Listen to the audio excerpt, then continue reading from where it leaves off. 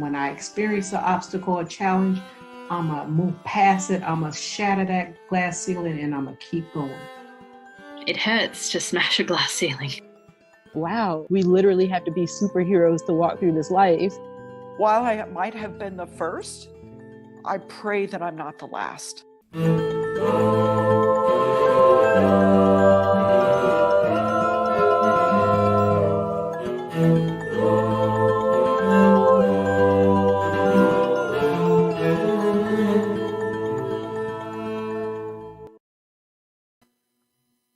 Welcome, viewers and listeners, to Taking Her Lead. I'm Joshua Everett Mayer, and I'm a little out of sorts today, I'm going to be honest, because I don't have Janine with me, my fearless partner. She is taking some family time, and we all wish that she's just having and hope that she's having a great time. I'm sure she is. She's needed it. So it's just me here, and in a moment with our guest, Daniela. Trying to get myself figured out here. We hope that you're all doing really well. Gosh, we're in the Pacific Northwest and summertime really seems like it's coming. That's very exciting. It's blazing hot outside, which I'm not acclimatized to living in the Pacific Northwest. I'm from California originally. And so now is my time and I'm feeling better about it. A little bit of background. So we've been doing this project now for about almost 2 years, little more than a year and a half formally. And we've had just an incredible list of guests, women from all around the world and all levels of influence, from some of the most powerful women in the world to moms who stay at home and have in some ways equal amounts of power and influence, of course. And we have many different industries represented. It's been an incredible journey. And 3 months ago, we started doing these live streams. And these have been a ton of fun and have helped to get the word out, of course. And so we welcome you here, and whether you're watching right now or you're watching the recorded version at some later date, please connect with us on LinkedIn and share this link with your networks. Send them out in email or text or Instagram or whatever it is that you use, and get the word out. We really believe in what we're doing. This is important work, and we want to see this further and continue to expand. Janine is the one who always has the numbers, but if I remember correctly, we are down to just 2 more states in the union that we need to capture. So we're almost there. And if I remember correctly, it's North and South Dakota. So if any of you know somebody in North or South Dakota, then reach out to them and send a link and get them on board and help them subscribe. And we are in pushing 70 countries. And ranked very highly in the US. I'm on business podcasts and ranked very highly in India and the UK. So we're really gaining some ground. Next week on Monday, we have Barbie the Welder. And yes, she goes by Barbie the Welder online. And you can check her out on Facebook and Instagram and LinkedIn for sure. She posts pretty frequently some really great videos. That's a lot of fun. And today we have Daniela Romagnoli. So Daniela is a professor, and she has been working in the area of business development for many years. She's currently in the Kingdom of Saudi Arabia, and I'm very excited to have her on the show. She and I started chatting months ago and finally got connected over Zoom, and you're going to love her. And this is going to be a really interesting show for you guys to watch. And again, send this out when it's done. This will be recorded, and the recording will be available on YouTube sometimes immediately afterwards, sometimes a couple of hours. So once that's available, send that out. And I think that I've covered about everything that I can remember to cover. Of course, it would be better if Janine was here, but we do what we can, right? We work with what we've got. Without further ado, let us all bring on Daniela Romagnoli. Danny. Hey, Josh, how are you? I'm doing good. I think I made it through my intro. Awesome. You did great. Good job. I was struggling a little bit. You get into a rhythm and you have somebody with you and she says this and I say this. And so I was trying to, cover for 2, and it was a little difficult, but I'm so glad that you're here. Now I feel better. Awesome. We made it through. So how was your weekend? My weekend was great. Went to Riyadh. My work study was actually submitting a project for UN Habitat, and she did a great job, and always very, very nice to see a young woman do great. She expressed herself fantastically. She did a good job, and she has a great future ahead. So it was great. On the way back, we had a sandstorm, which was my first sandstorm driving experience. And it's kind of like a snowstorm, but sand. It was amazing. That's and crazy. it kind of like cleans your car, like it exfoliates your car and the paint as you go along. So it was super interesting. It's one of those things that you're like, okay, I made it through a sandstorm. This is cool.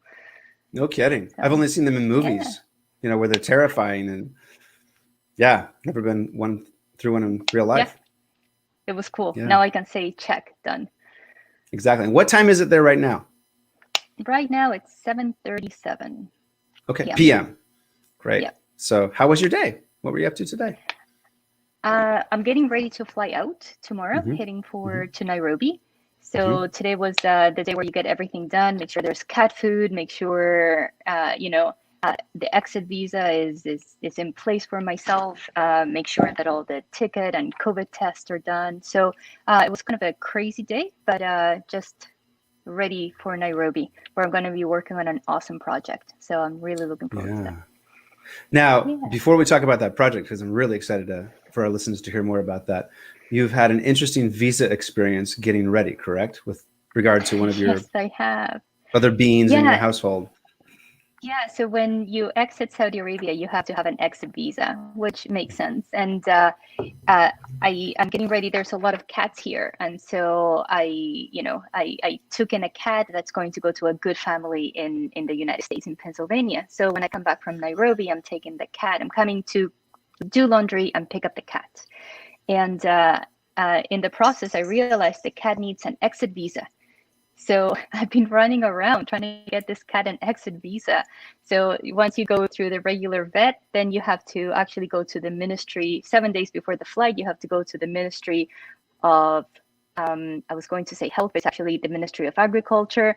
You get a stamp for the cat, and then you take the cat and the stamp with his passport to the airport the day before your flight to get him checked and get the exit visa, so that the next day you can fly out with the cat. So it has been quite an adventure, actually, taking this visa for this now newly soon to be adopted American cat.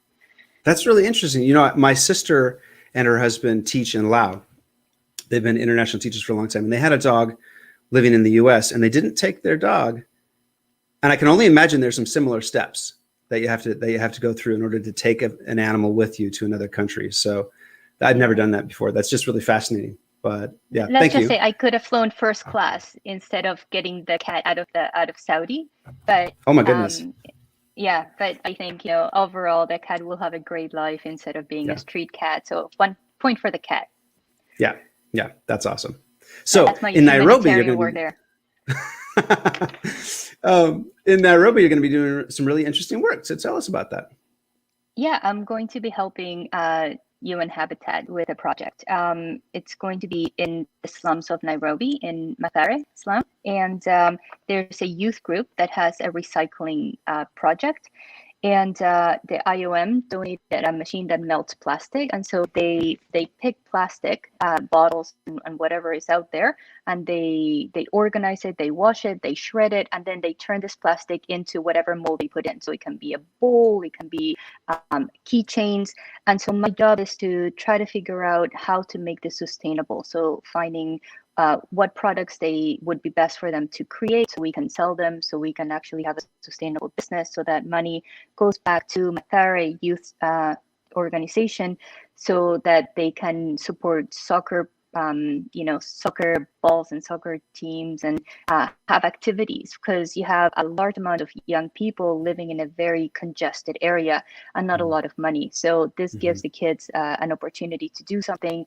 There's a rec center. So it's a really, really nice project for people to find out more about and get involved. So I'm incredibly privileged to be able to go and spend 5 weeks, there. So a working summer vacation. Wow.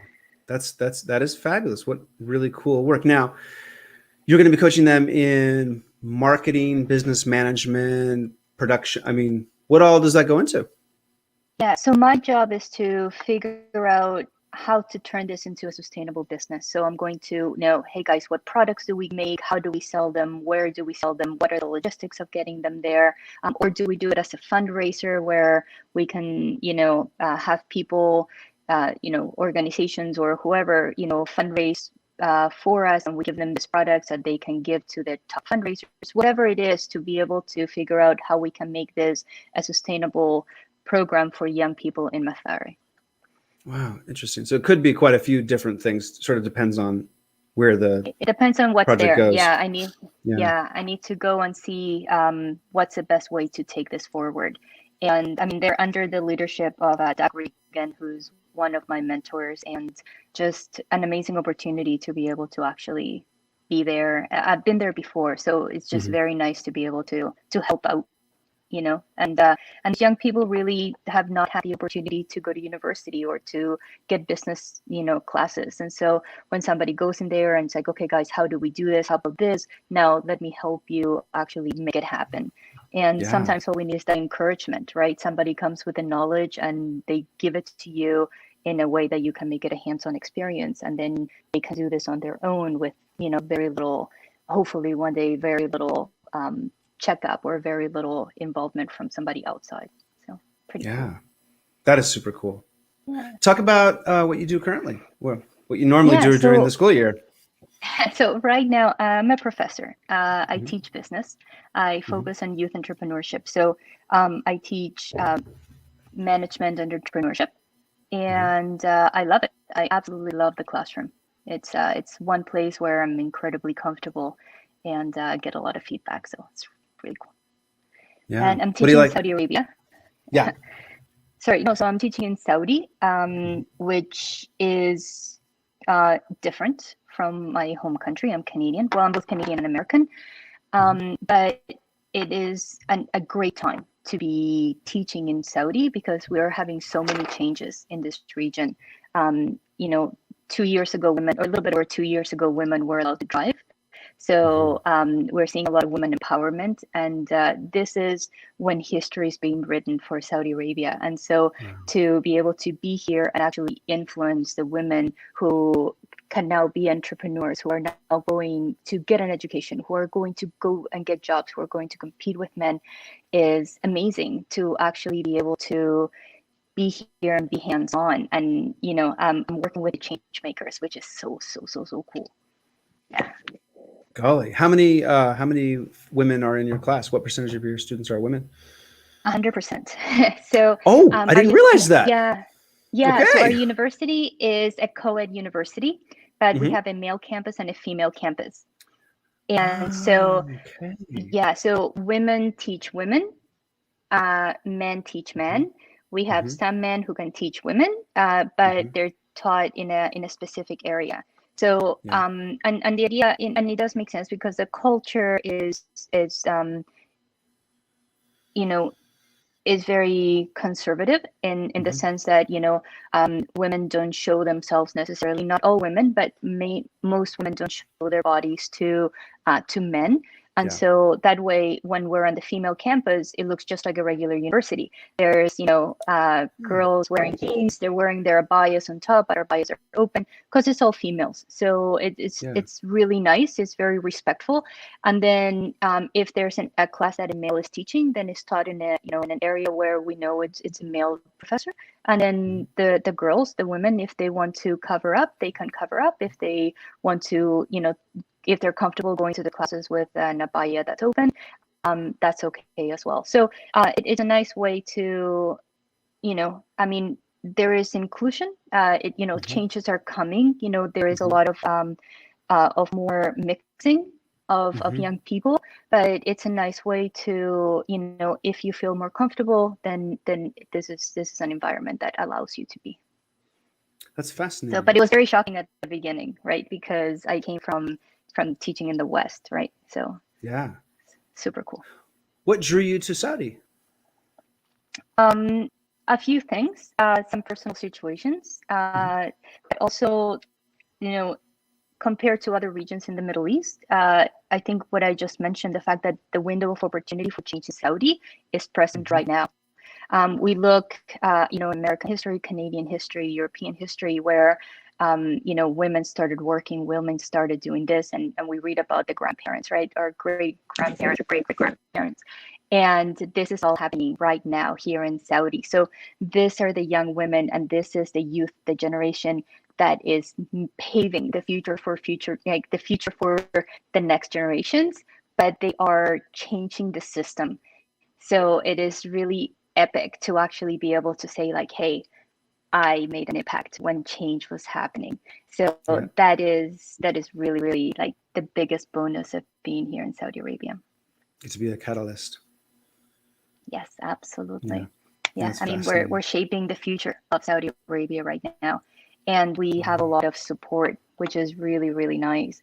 There's a lot of encouragement to teach women. There's a lot of encouragement to empower women, and so this is really the right time to be working here and having that one-on-one contact. I mean, it's in a way it's a privilege to be able to Wow. have that opportunity.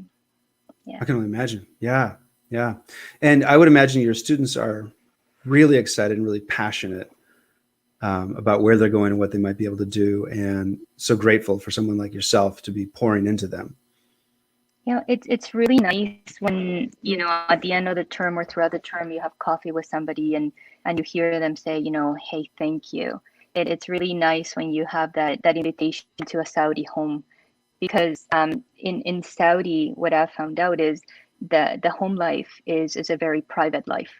And so to have the honor to be invited to a Saudi home and to actually meet parents and talk to the aunts and the uncles and the cousins, and it's a privilege, right? Because usually that is a private environment, but they're thankful for the opportunity because they see Saudi opening up. They see the vision of Saudi as a global partner.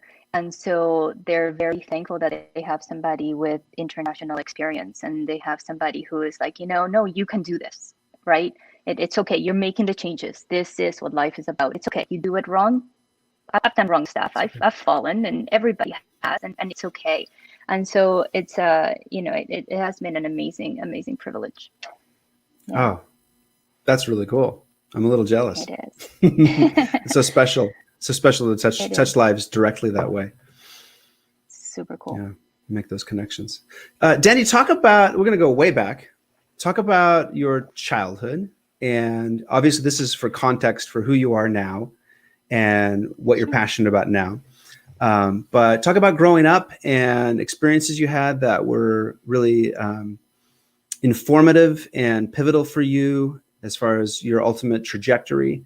Tell us about being a kid and what it was like growing up and influences you had. Yeah, so I was born in Chile in South America, and one of the biggest things I would say for me that has shaped me was we moved to Canada when I was 14. Okay. And what was really interesting is, I love Canada because in Canada, you're a Canadian. You keep your identity, right? I was born in Chile, so I'm a Chilean Canadian.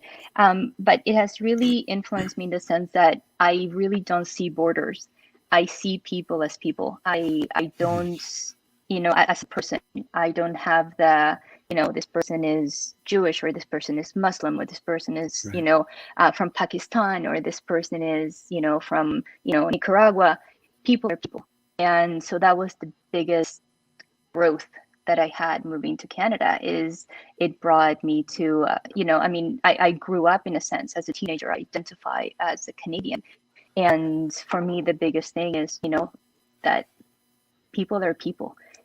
And, I would say like that was the biggest thing for me is moving to Canada, and another thing, which was actually earlier than moving to Canada, like on a personal note, was when I was young, I had to, it was my time to do a religious ceremony and, to participate as, as part of my family. And I got in trouble because I wasn't studying, all the information that I was supposed to be studying. And I remember asking my mother, my mother said, well, you need to study because we're paying all of this money. And, and something in me, I asked her, well, does that mean that you cannot be part of us if you don't have money? And I don't even remember if she knows this argument, if she remembers this argument, or if it was framed the way I remember it, because, as a kid, you remember your own framing of things. But that was impactful for me because it ended up being an argument, and, and I know that I caused hurt in this argument, right? Because I decided not to do what was expected of me. But it taught me as well that even as a young person, I had a conviction. Does that mean that poor people can participate? And it really shaped who I am. This argument has probably been forgotten and represented in different ways, but it shaped me. It shaped the fact that I do walk through my own drumbeat. I make decisions that are not necessarily popular, but I have my conviction, and I learned that at that moment. So I would say, despite the fact that I'm sure it caused hurt, looking at it now as an adult, right? My daughter would say, I don't want to do that. It would cause hurt, but it really shaped me in the sense that it allowed me to vocalize that it was something that I did not feel was right for my own self, and that it was respected. The decision came out that, okay, don't do it. And so I would say those two things for me are what shaped me as a young person. That's really empowering to have that kind of an experience. It was. I'm sure it was hurtful at the time, right? Because it I did not follow the tradition. I did not follow the expectation, and I'm sure I did not verbalize it the way I can verbalize it now at 48. But looking back in my life, I would say even to this date, I remember that as the moment when I realized that I have my own conviction, and that it's okay to make a decision, no matter what the decision is, if you're doing it in good faith, right? You're not doing it to hurt people. You're doing it because that's what you believe. That it's okay to say no. It's okay to politely disagree. And so, I do walk to my own drumbeat, and many times I think of that moment where I made a decision that was not popular and it was respected. So that was, I would say, something that really, really shaped my path. Yeah, that's a big deal. Not everybody has that. I mean, as you and I have talked about, I have 3 boys, and I feel so fortunate that it can be difficult at times, but they're very strong-willed, and I know that they are their own persons. They are not gonna.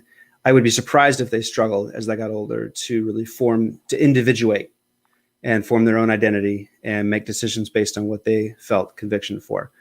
And so I feel really, really grateful for that. So I have a perspective on that. And that's like you said, that's a really big deal that you had that experience and understood yourself at a young age that way.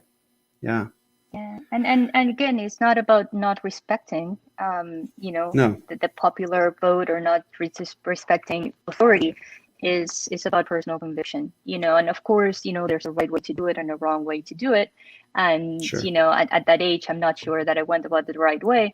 But it later on, as an adult, really, it helped me to really frame the argument of decision making.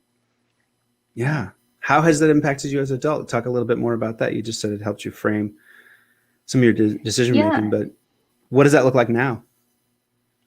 I still make decisions that are not necessarily popular. I admire my brother. He's super smart, and more than that, steady, very steady. We're not super close, but we communicate. But he's very steady in the sense that he got married to a wonderful woman. He has had, jobs. He has moved on in companies. He's successful. He has children. He has done everything right. And, I admire him because he has followed his path.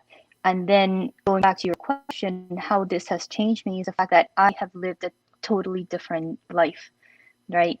I don't have a home of my own. I'm living in Saudi Arabia. I have stuff in 5 different countries. So my life, if you were to, compare the traditional trajectory, which he followed, and I admire very, very much, to mine, you could say like, oh, she's lost, oh, she's unsettled, oh, she's unrooted. And to some degree, perhaps, but the reality is I'm living my conviction, right? I believe in youth entrepreneurship. I believe in international work.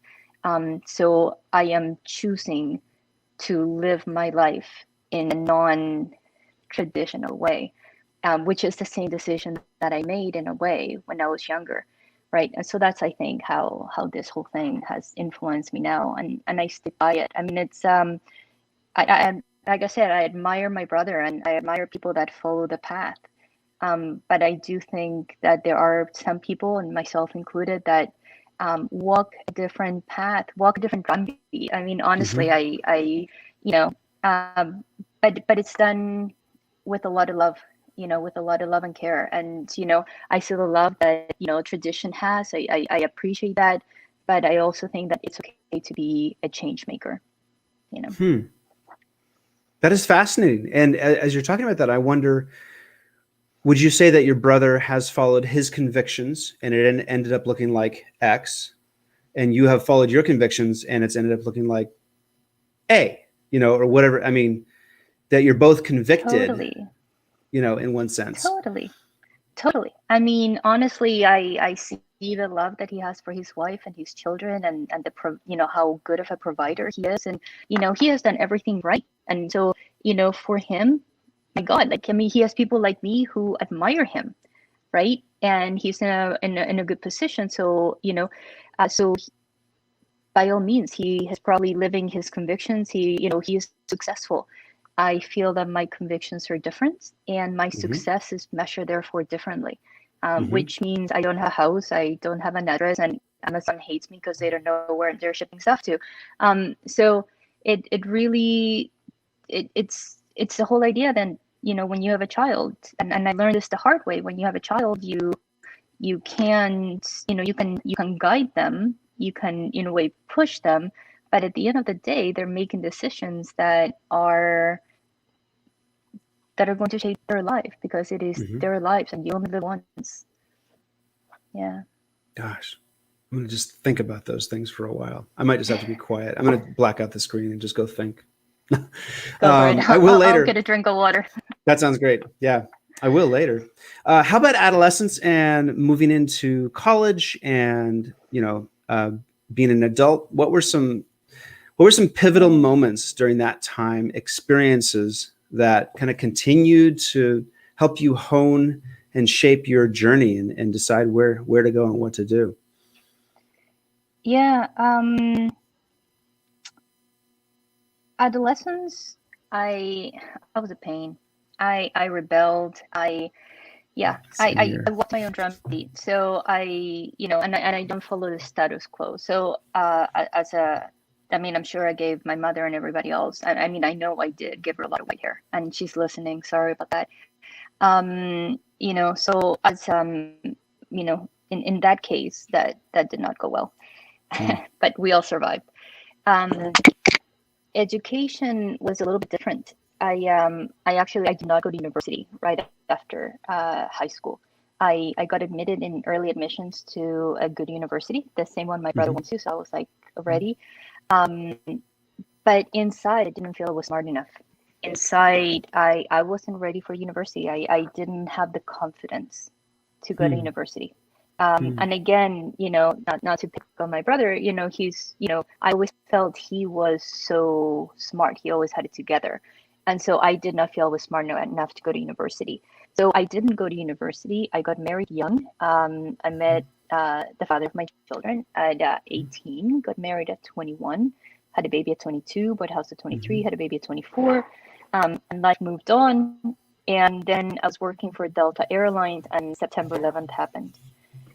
And I lost my job because my station shut down. I was doing operations, and my station closed. And so what was really interesting was that Delta Airlines was an amazing company to work for. When September 11th happened, they said you can take a leave. You can take a 5-year leave, a 3-year leave, or a 1-year leave. They were incredibly supportive. Wow. Yeah. and yeah, that's one of the, we were treated as human beings. We were treated with compassion by Delta Airlines. And so, yeah, so I took a 5-year leave, and you had different levels of benefit. So with 5-year leave, you can have flight benefits. With 3-year leaves, you can have, whatever kind of benefits. And 1-year leave, you had health benefits. So I took a 5-year leave, and then the government, and also I believe Delta, encouraged to actually go to university, go get retrained for something else. So the government, for people that were affected, by September 11th, actually gave scholarships and some incentives, some grants for people to go to university. And that's when I started my academic career. So I was 29. I was in a classroom at a university, at a college, community college. I'm a big fan of community college. Yep. And so I started at a community college at 29, and I was afraid. I had 2 children. I was married. I was afraid that my babysitter was going to be like in the same class. And somehow it clicked. Somehow it just made sense to me, and I ran with it, and I got 3 degrees in 2 years and 11 months. So I did have a brain. I just didn't have the confidence to use it. Interesting. So yeah, so my educational journey was a little bit different, going from no education at 29 to by the end of those 2 Lots of years education. and 11 months. Yeah, by then I had 2 undergrads and an MBA, and then I started teaching with the MBA. Actually, I was in Paris doing the class, and because I could fly for free, so I went to Paris and I did a class with Dr. Kainak. And we're going to a meeting, and he stops me in the middle of the road in Paris, and he says, "You should become a professor. You're just like me." And other than like, okay, let's have this discussion when we move out of the road. It made sense. It made sense. So really, I'm like Forrest Gump. I mean, really, something as horrible as September 11th totally changed my life for the best. Yeah. To be honest. Yeah. Taking this class in Paris, I met somebody who saw potential in me, who saw himself in me, and said, "You have the ability to become a professor." And then after that class, I actually applied for a job and I got hired as a professor. And then I got a degree in international affairs, and then I got my Ph.D. So altogether, I've done 7 academic years for 5 degrees. And it's cool because it kind of brings us full circle. Yeah. My heaviest term, I took 29 credits. I mean, I was insane. But it proved to me that I could do it. And that was the confidence that I was lacking. That was the missing piece to help me succeed as, as a businesswoman, to help me succeed as an academic, to help me succeed in humanitarian work.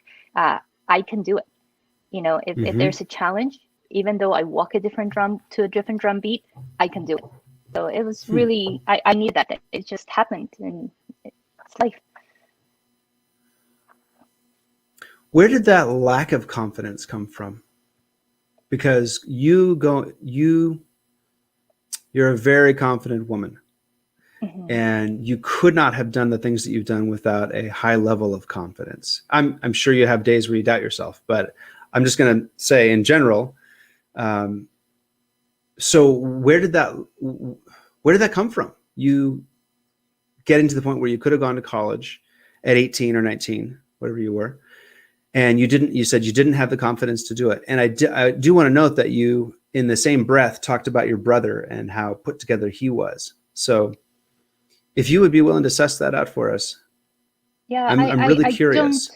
I honestly don't think that I have ever been put down. Like in my family, it was never like, "Oh, you're the ugly duckling." That was never it. Yeah. It was internalized. It was just, an internal thought of it. I'm not smart enough. I'm not good enough. And I can't explain it. It just inside, I absorb that, whether, with experiences or whatever the case is, but I just felt that, I wasn't. And honestly, I am a big fan of gap years, for after high school, mainly because not everybody is ready. When I was ready, I succeeded.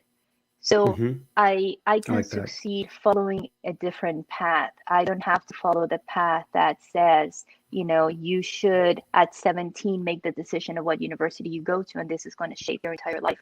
And teaching, I see kids that are there without a purpose that fail. So I'm in no way saying don't send your child to university. I mean, my kids started university at 16, so it's not like, I'm saying don't encourage your children to go to university. That's not it. But I'm just Right. saying not everybody is set up for that path. I have lived, Mhm. I have failed, I have experienced, I have loved, I have cried, I have, made bad decisions, but I have Mhm. lived, right? I Mhm. have made all of those things to get to where I am today, and it's my own path. I like that. I like how you frame that. So Yeah. yeah. And definitely we all have varying levels of that internal dialogue that's not helpful. So, And sometimes I think, I'm my own worst enemy, right? It is true. We look at Mhm. ourselves, with a lot more judgment than many other Yeah. people look at us, and that's unfortunate, right? And we in a way we owe to our kids, and I learned this late. Unfortunately, we owe to our kids to respect the journey. Hmm. Hmm. Yeah. We always select a quote or two from the show that we're going to use right in the beginning. I think you just said it. Respecting the journey. That's profound. Yeah.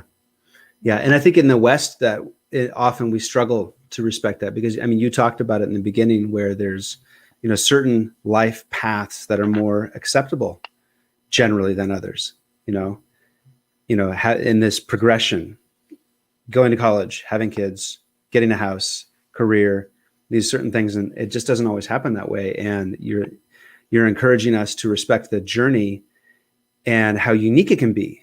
It's not, does it fit within the framework that most people like? It's what is that journey in and of itself? So I really like that.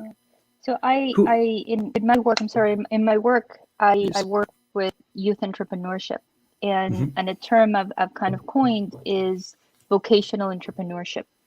And the reason I focus so much of my work on vocational entrepreneurship is that in the West, we have this idea university is great, vocational and technical is not.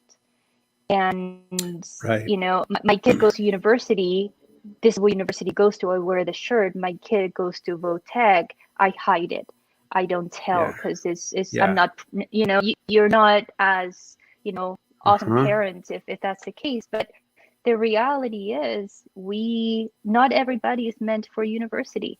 We have skills. We have people who can make amazing flower arrangements, and we have people who can make awesome wood carvings, and we can people who are great auto mechanics, who can go through a vocational route, maybe even still, I have friends who have gone through university after VOTEC, and we have the ability to turn these occupations into entrepreneurship projects, and so it's really, really important to look at our system, how biased in a way we are. There's like, oh, you graduated from this university versus like, hey, my kid graduated from VOTEC. And so just, something to throw in there because it's very, I strongly believe we are discouraging young people from reaching their potential by just looking at this one path that should be followed, which indeed should not necessarily be the ultimate path. Yeah. And you have, kids who fortunately will be encouraged and they can go to VOTEC and get a certification in auto mechanics, and they're out in a year and a half or 2 years, and they're making a livable wage. And their brother who went and got an undergraduate degree in psychology is working for Starbucks. Yeah, absolutely. Not that there's anything wrong with Starbucks, but I mean, there's just, okay, where are our priorities here? Yeah. And and at the end of it comes to the happiness index, right? What was the point of making money if you were not happy along the way? Right? I mean, it comes to, is it something that makes you independent and allows you to be happy, allows you to be a responsible adult that supports your family, that helps the community.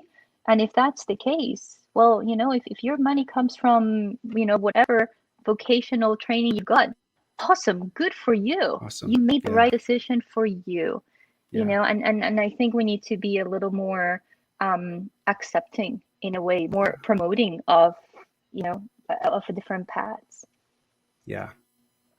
100% agreed. Yeah. I tell my boys, I probably won't exactly hold to this, so I hope they don't watch this, but I always say, hey guys, if you go get a certification, get a trade, then I will support you with everything I possibly can to go through a 4-year degree.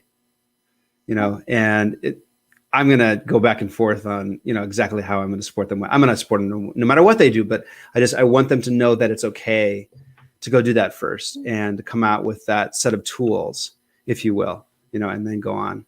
So, and look, and there's nothing to say that later on you can change your mind and then go to university.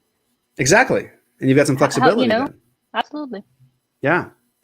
So I'm sure I could talk all day about that, but I wanted to hear who supported you. Who has supported you on your path? I will say there's a woman. Her name is Vera.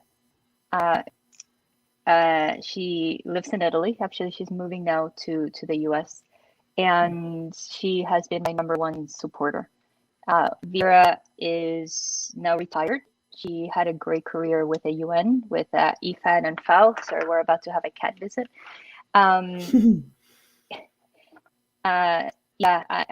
We have an amazing kind of, we click, and I'm a big believer in having a small group of very trusted business people. And she, by all means, like, I can call her about anything, and she usually picks up and is very supportive. So I would say Vera is my number one go-to whenever I have an idea, whenever there's a project, and we have worked on projects together. Even we have a large age difference, but it's very, very nice that there's this respect and love.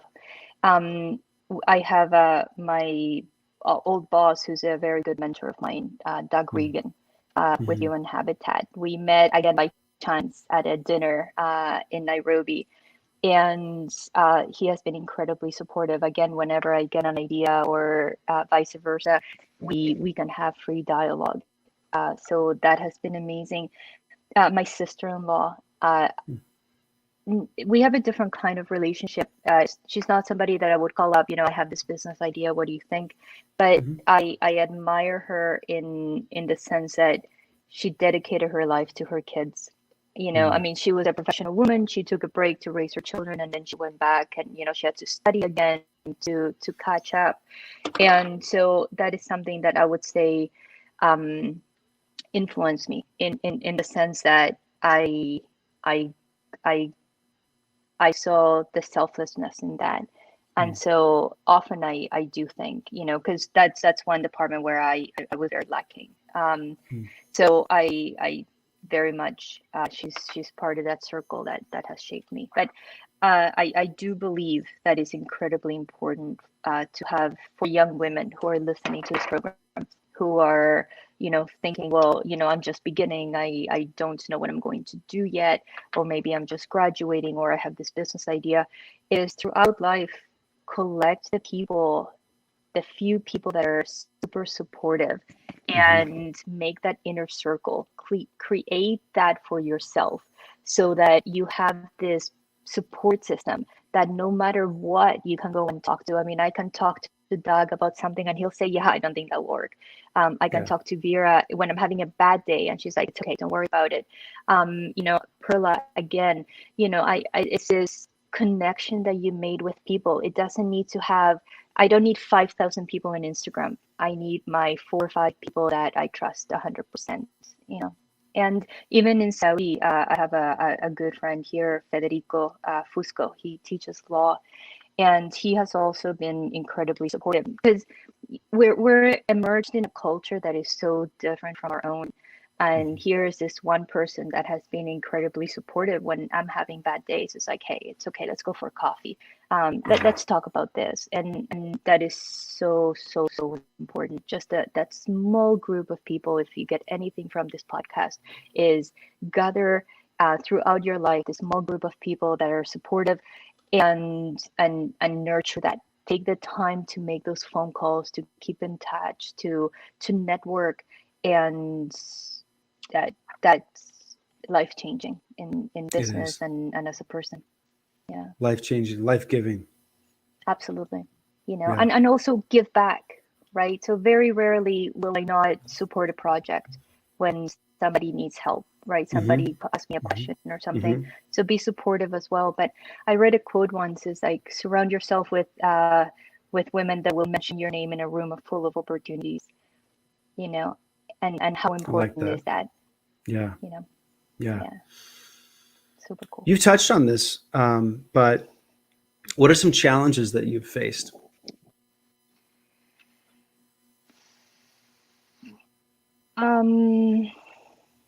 And you can talk about this in general, or you could also speak to, are there challenges that you faced as a woman and at different times in your career, and I'll leave that completely up to you. Yeah, I think a challenge that I made for myself, which is not necessarily a positive thing, but a challenge that I made for myself is I react quickly. I react quickly, which makes it more challenging for me when I am leading a project.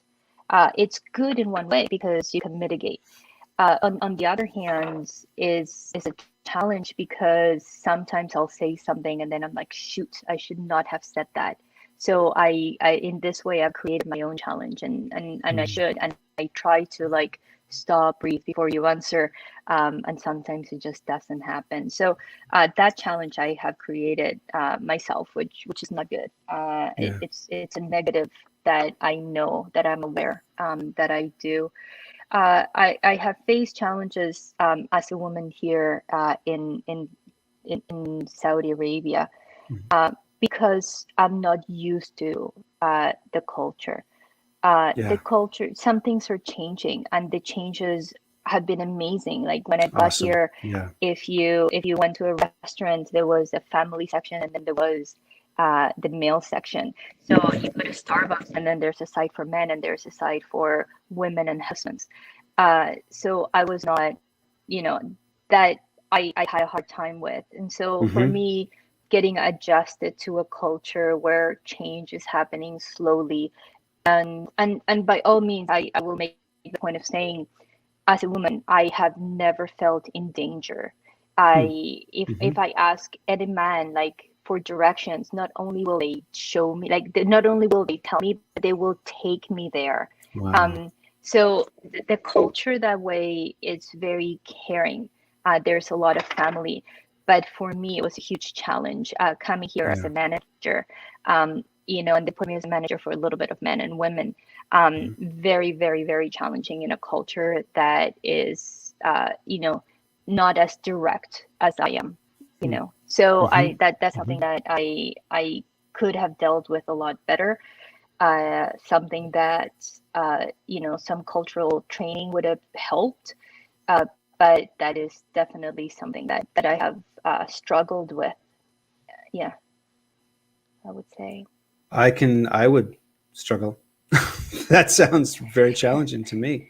And you've talked so much about the progress that has been made in Saudi with regard to some of these pieces as well. So it's a very hopeful environment. But I would imagine that the learning curve would be huge. The beauty of it is change with respect. Vision 2030, we want to become, competitive, and we want to do business with the West. But I tell my students, be competitive, be smart, know your stuff, but be proud of who you are. Be proud of your Muslim heritage. Be proud of your hijab, because this is who you are. This is your relationship with your God, So I like the changes. I am happy, and ecstatic for the opportunities and the changes, while at the same time we have to be respectful of the cultural aspect of it. We don't want to lose that. What a shame it would be to lose some of these things that are the tradition. I mean, I'm not a fan of the abaya. I don't have an abaya on right now. But there are times when respectfully you wear an abaya. And I think that it would be such a shame that in all of these changes, we lose the tradition and the history and the culture, to fit in, to blend in. Changes need to happen. They need to happen slowly, and they need to happen respectfully. Yeah. Yeah. It's so complex. Yeah, for sure. Yeah, there's a lot of different factors going on. Yeah. For How sure. has your approach? So you mentioned your quick response or reactivity in some ways. How would you say that your response and your approach to conflict has changed over time? I think it has changed by actually finding relevance, and let me explain why I use relevance as a point of reference here. Is that with my kids, and I could have been a much better parent with my kids. So much of the stuff that we thought about was so irrelevant. Who cared if my daughter wanted to wear pants and a skirt, to go to a dinner party? Yeah, it was embarrassing. Yes, we had the fight. Yes, the kid changed. Yes, the kid cried. Yes, the kid was unhappy. Did it really make a difference in her life? Like, what did it accomplish? Right? I remember my daughter wanted to dye her hair blue, like put blue highlights, and we're talking like 15 years ago, right? Like this didn't happen, or 10 years ago. She was ahead of the trend. So of course I know there's no way, and this is, because it's not the way that I was brought up, and society wasn't there yet, and it wasn't as accepted. Would it have made a difference? Like now she's a mother of 3, we have a fractured relationship. Would that really have made a difference? Was it worth it? So I think when it comes to this, I would definitely say relevance. There's some conflict that is, so what? Let it be. Yeah. There are some things that are totally worth standing up for, but if it's not infringing on your conviction, does it really make a difference? What's the relevance? Again, like kids that, Bethany went through a stage where, she had a lot of makeup on, like goth, not goth, but like dark.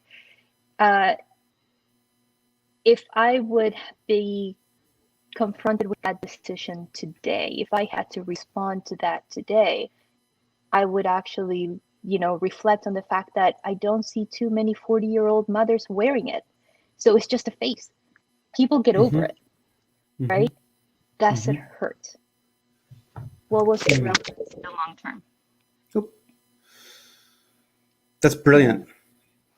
And now I'm thinking about me and my interactions with my sons and being very introspective. Yet again, when we stop, I'm going to have to go talk with my 12-year-old, because we have some battles sometimes where I'm just adamant and it's irrelevant. I should let it go. There's some things that are important. There are some things that are irrelevant, right? If it's going to harm them, if it's not going to allow them to succeed, then yeah, but honestly, a few blue highlights would not have changed anything by today's standards. No kidding. Does that perspective impact you in your leadership now? 100%. Yeah. There are some things you just don't fight. My management style is very different. I don't do well in a micromanagement style. So this term with my intern, I'm very like, I trust you unless you show me otherwise. This is the project, we're presenting it, and it's more guiding her. And there are some things, who cares if there's 2 spaces, 3 spaces, if this is the font, that is the font, where the research comes from. As long as it gets done well. You're presenting it represents you, it represents me, and she has done an amazing job. So absolutely, my leadership style is more pick your battle. Yeah, I like that. How do you care for yourself? In other words, what do you do for self-care? This is one where I actually I do well and I fail at the same time. I take time off. When I go, I take trips, with my friends. I'm in Saudi Arabia. I may never come back after I leave Saudi Arabia. You never know. So I'm getting to see Saudi, and if there's a camel, I will take a picture with a camel. So I do things for me, right? I explore, I learn, I see, I experience. That's what I do for me. And then, good or bad, I put blinders on. When I can write a paper at ChatGPT. When I'm focused on something, I will ignore everything. The phone can ring, I will not hear it. So my work time is my work time. My me time is my me time, and I don't mix the two. So that is an amazing skill. How did you develop that? The ignoring. It's yeah, good and being it's able bad. It's good and it's bad. Because I can ignore people very easily, which is not good. But I'm very much I'm a pathetically organized. Every day starts with a to-do list, and things get scratched off. And pretty much this is my time to get this done. And I'd rather work effectively and work smart than work really hard and spend 7 hours working. If I can ignore everything and do it in 3, then I ignore everything, do it in 3, and then the rest of the time is mine. If I want to go for a coffee, if I want to, watch a movie, that's my time. Yeah. I don't mix the two. Yeah, that's brilliant. Yeah, I very rarely talk business. My family, I don't think, has ever heard me have a business conversation. Here I blend it more, but in the real world, like in my life, I don't blend. My work is my work, my family is my family, my time is my time. Very clearly segregated in a good way. Yeah. What are some resources that you're availing yourself of right now? Books or podcasts or what are you doing to fill yourself? Outside of work? I'm a big fan of reading, which I discovered later. Actually, as a kid, I was not a reader at all. I had to force myself to read. So I actually have a reading goal. How many books per month I want to read. And especially here in Saudi, I have the time. Because I live alone. Yeah. And so it's just me and the cats. So it's, do I want to watch YouTube all day, or do I want to actually get something? So I am not incredibly deep. I will read just about anything, from a cookbook to a math book. And I enjoy the variety. I am a big fan of books that make me think. But if you were to ask me to wrap, books, and I read a lot of journals because I'm in academia. But if you were to ask me, what's one book that is important in my life, it's and I haven't read it in a while. I don't know if it's here. It's something to the effect of everything I need to know I learned in kindergarten. I remember reading that book and how true it is. We have all of these things, these expectations, these things that go around us, and really it comes down to basic humanity. Nice, be kind, share. It is those basic things that allow us to succeed, really. I love it. Yeah. Back to the basics. I think Michael Jordan, the famous basketball player and coach, always said, I always do the basics every single day.